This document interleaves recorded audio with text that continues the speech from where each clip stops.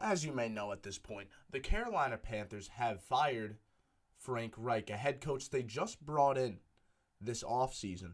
A lot of people are saying that Reich is being scapegoated and he doesn't deserve to be gone. He wasn't given a fair shot. And I'm not going to act like he was in some great situation. I'm really not. But this firing came down to expectations versus reality. The Panthers expected for Frank Reich to do two things: establish a winning culture, which he completely failed to do. They went 1-10 in their first 11 games. We know this. And the other thing he was expected to do was coach up this young offense and really try and elevate it. Despite a lack of talent, Frank Reich was supposed to elevate the entire offense. The young quarterback, Bryce Young. The receiver core that isn't overly talented. The running back room that isn't too great. The O-line that underperformed. Reich isn't responsible for this necessarily, but he didn't do a good job making up for these issues. And as a former head coach of a team that used to make the playoffs a lot, he was expected to elevate the team. And I feel like there are multiple demonstrations in this Titans game as to why Reich was fired. Because, yes, the talent isn't too great, like I said.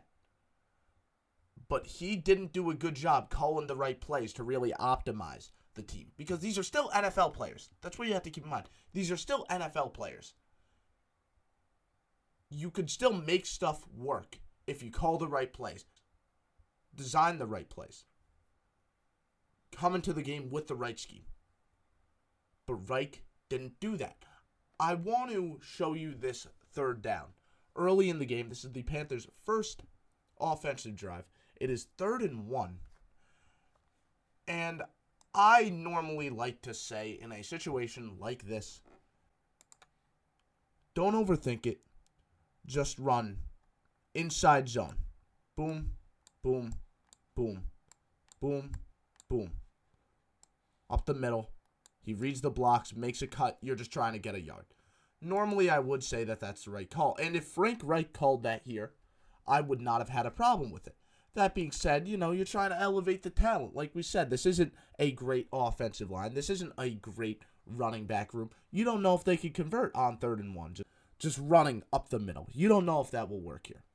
So maybe you want to call, a screen pass. This is something Frank Reich really liked doing this year. You call a screen pass, 3rd and 1. You have a very, very advantageous amount of space here in between Jonathan Mingo, number 15, and that corner. He gets the block on him. He isn't going to get there in time to stop Mingo from getting a single yard. And if he does, that's just a good play by the opposing defense. Right? Or maybe you even do an RPO, another thing that Frank Reich really likes to do. So almost a mixture of all of that. So inside zone, 2 combo blocks, backside guard, attacking the 1-tech, and you're also reading this defensive back right here. You're doing a screen. If the defensive back drops back, you throw it. If he goes forward, breaks on Mingo's screen, then you're running the ball up the middle. I feel like that probably is the best play call here, and it's something Reich definitely has in the playbook. We know this. We see it a lot from this Panthers team. Here's what they did instead. Keep in mind, first 3rd down of the game. They moved Jonathan Mingo across the formation. So, not a bad idea to, add that wrinkle before running up the middle if that's your play call, or maybe you even want to do play action, whatever you want to do. Let's see what they end up doing with this, right? Causing some confusion in the second level, that's always a good thing. Then you're having Mingo go back across the formation. So he motioned across. Now he's motioning back. So now these linebackers they're having their attention drawn this way. So you would think, oh, now they're going to hand it to Miles Sanders this way, away from where the linebackers are going. You would think, right? Instead, look at what they end up doing here. Look at what the Panthers end up doing on this third down after drawing the second level of the Titans defense to the right. They end up they fake the handoff to Mingo. They fake that. They want to divert the defense's attention that way. Yet they're still going to run the way that they're trying to divert the attention. That doesn't really make sense. That is absolutely nonsensical. Because look at what happens, right? He thought that he was going to get a tackle. I believe that's Danico Autry. He thought that he was going to make a tackle on Jonathan Mingo behind the line of scrimmage. Jonathan Mingo didn't even get the ball. So you got Danico Autry. You made him fall for that cross-formation motion. If this was a sweep the other way, if Bryce Young pitched it to Miles Sanders going this way, this play looks a lot more favorable. Definitely gets the yard. But instead they did this, and look at what happens. The play gets blown up completely. I mean, the play call itself was bad, right? There's no denying that. The play design is awful. Doing that on 3rd and 1 is even worse. But to make matters even worse, who is Mingo going to here? Who is Jonathan Mingo, number 15? Who is he going to on this play? Someone needs to explain this to me. Because I watch. He's not going to block Danico Autry. You would think he's almost like a read player the way that he's going unblocked, despite the fact he easily blows this play up. Who is Mingo supposed to be going to here? Who? I do not get it at all. Now, this is another play right here where Danico Autry benefits from Frank Reich just making a terrible play call. The Panthers at this point in the game are down 7. It is 3rd and 10. This is a play where I really want to look at the pass protection scheme. So, if you are all 5 of these Panthers offensive linemen, and Miles Sanders, who is going to be in pass protection here, you are looking at these couple guys, right? You're looking at these 6. You have 6 for 6. If you wanted to, you could just do a man blocking scheme here. So you're responsible for him. You're responsible for him. You're responsible for him. You're responsible for him. You're responsible for him. And then if he blitzes, he's responsible for him. If that's what you want to do, you absolutely could. But that's not part of the play call that Reich makes. For whatever reason, the Panthers' offensive line on this play slides to the left. I don't really understand what about this front makes them feel a need to do that. But that's what they end up doing. And this leaves 2 guys potentially rushing here. Miles Sanders can only pick up 1, if any, because these are 2 designated pass rushers. These are 2 guys that are really only on the roster to get to the quarterback and wreak havoc on the defensive line. Miles Sanders is a pretty good pass blocker for a running back, but I don't love him one-on-one with Danico Autry. And one-on-one with Arden Key, I guess I'll take that. But he's not going to be able to handle both of these guys. Now, Miles Sanders would really, really be screwed if Arden Key wasn't laid off the ball, because for whatever reason, Taylor Moden is sliding left here. I don't understand why that is the play call here, but for whatever reason, he is supposed to slide left here. And because of that, these 2 are coming free. Arden Key being laid off the ball means Miles Sanders only has to deal with a one-on-one. The problem is, this one-on-one between Danico Autry and Miles Sanders is a complete mismatch.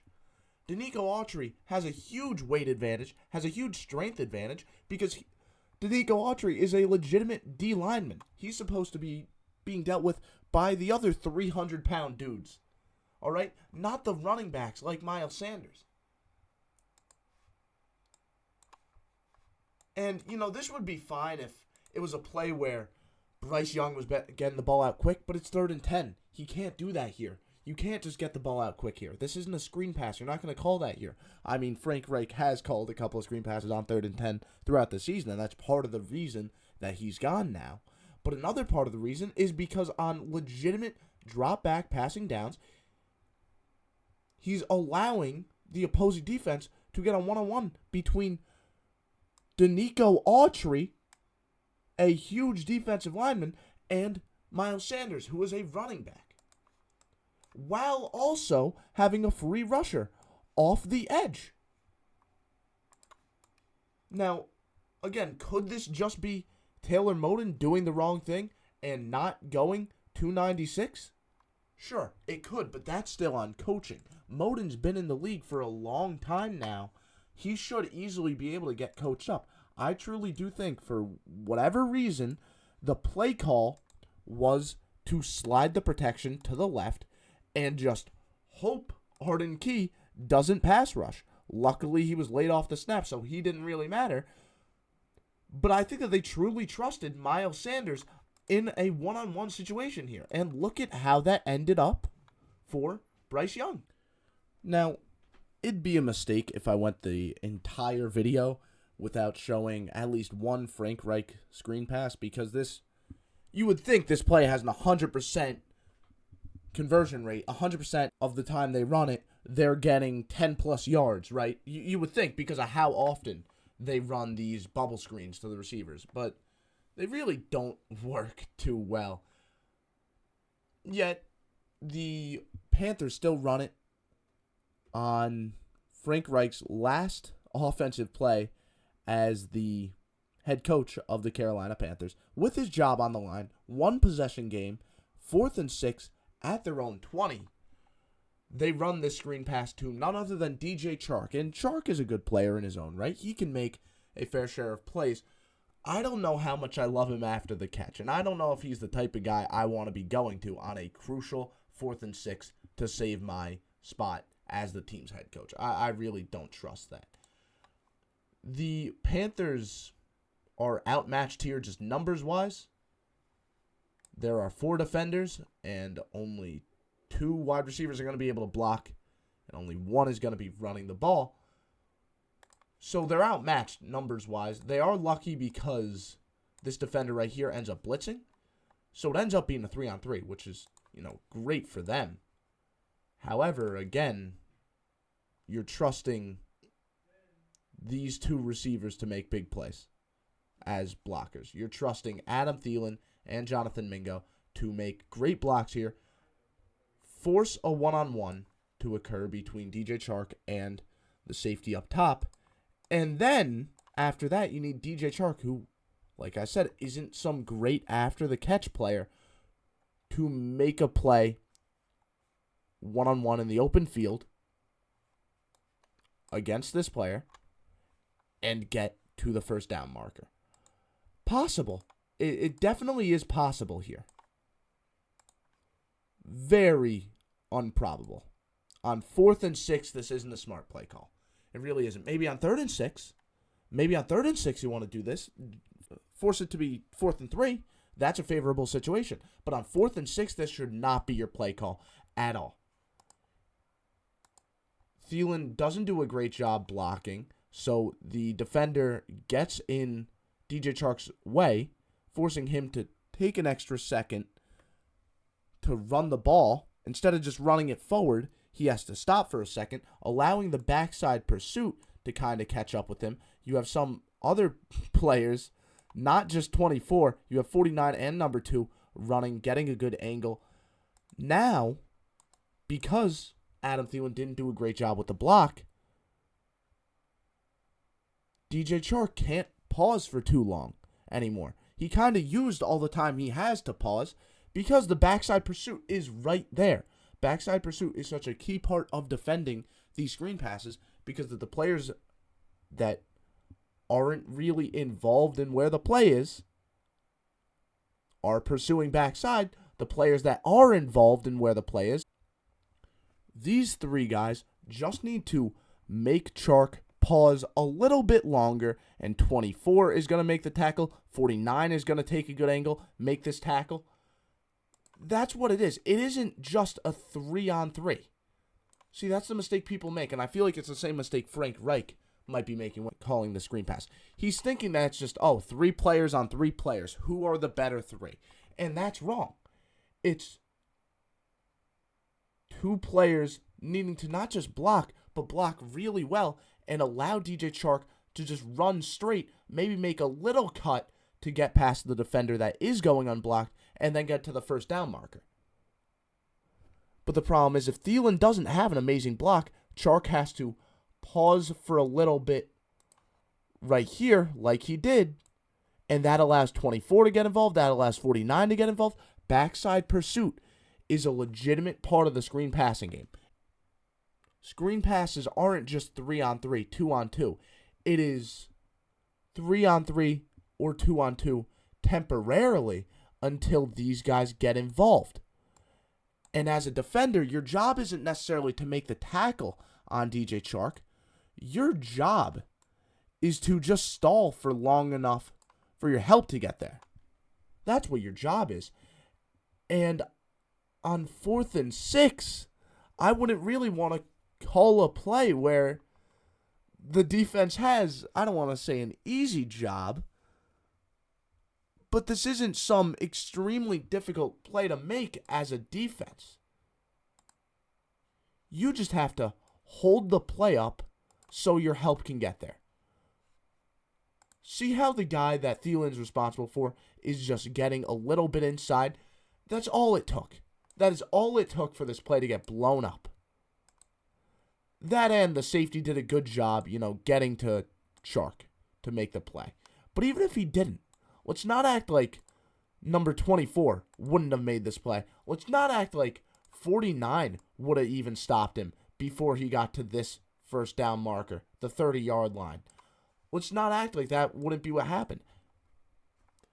It doesn't make sense to call this play on 4th and 6. It really doesn't.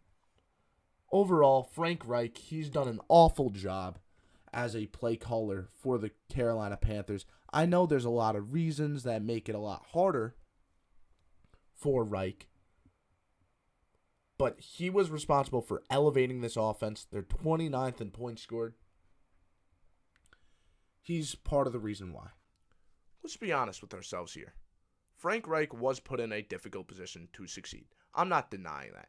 And there were a lot of times where he made a basic play call that makes sense, and it just didn't work because he didn't have the talent. I'm not denying that Frank Reich was put in a difficult position. I'm not. That being said, he was brought in to Carolina for a reason. And the fact is, he didn't do what the team asked him to. He just simply didn't. All right? He was asked to elevate this offense despite the lack of talent, and he couldn't do that. Those 3 play calls I showed you were in a very winnable football game on crucial downs. Yet, all those play calls not only didn't elevate the team, they were just bad play calls or bad play designs. All right? They just simply were. And I'm not going to act like Frank Reich is the main problem in Carolina. I'm not going to act like getting rid of him is a complete 360 turnaround for Carolina. But it is the start of something, all right? It is. He was put in a difficult position to succeed. He was, without a doubt. But the team called upon him to elevate the roster, and he couldn't do it. Frank Reich, I am excited for him to be a part of a coaching staff in the future. He definitely deserves an NFL job somewhere. He isn't a head coach. I don't even know if he's an offensive coordinator, just looking at some of these play calls. I do know for a fact, though, Carolina getting rid of him isn't just them scapegoating someone. As much as people want to paint it that way, that's not the case. This is the start of a legitimate turnaround in Carolina. Now, will they make the right move, hiring the right head coach during the offseason? I hope so. But starting that vacancy, getting rid of Frank Reich, is the right move here.